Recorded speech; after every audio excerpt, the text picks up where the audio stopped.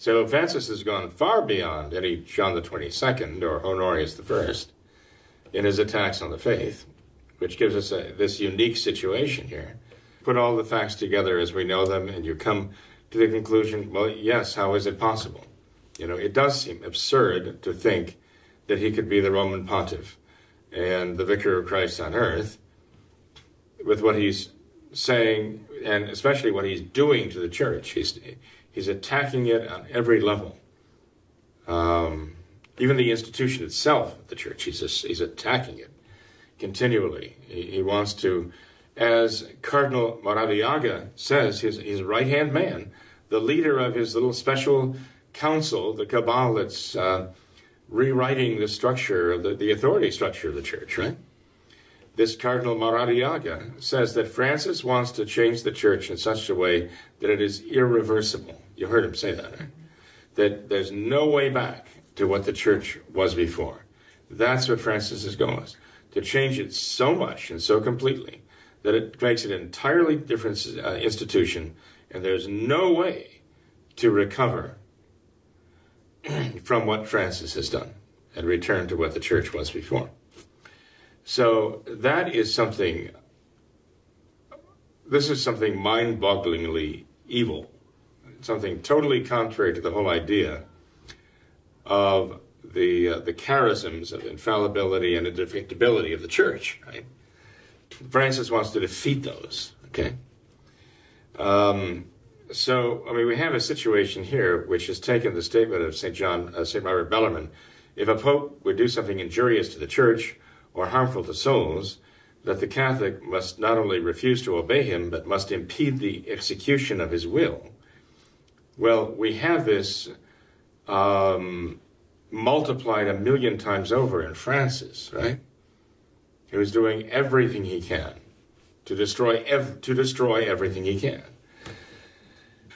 My point to the conservative Novus Ordo people out there is, look, the very least you have to be able to admit in your own mind and heart is that there is certainly a doubt. There's clearly a doubt about the papacy of Francis Jorge Bergoglio. There's a doubt about whether he is or can be the Pope. And you'd have to admit that logically yourselves, because you're saying that the circumstances we're facing now really are unprecedented. Even as you look back in time in the history of the church and you try to say, well, look what happened at the time of Honorius, look what happened at the time of John the 22nd.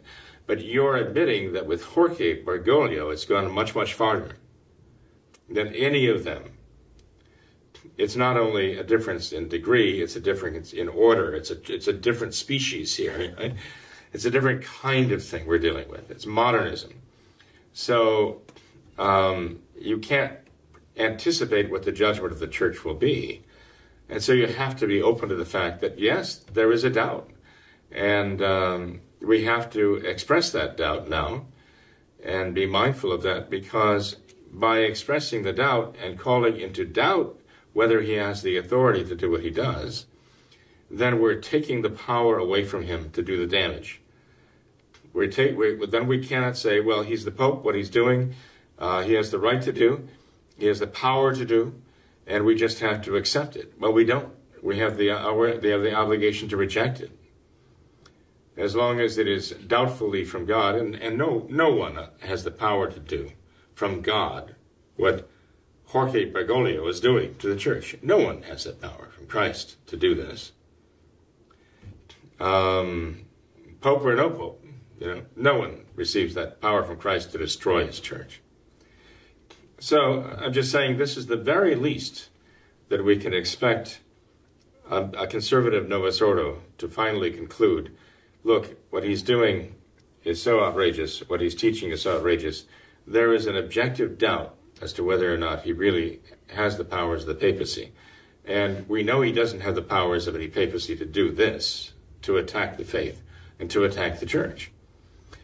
So once they do that, they actually deprive him of the power, because they're the ones who are giving him the power to do the damage that he's doing.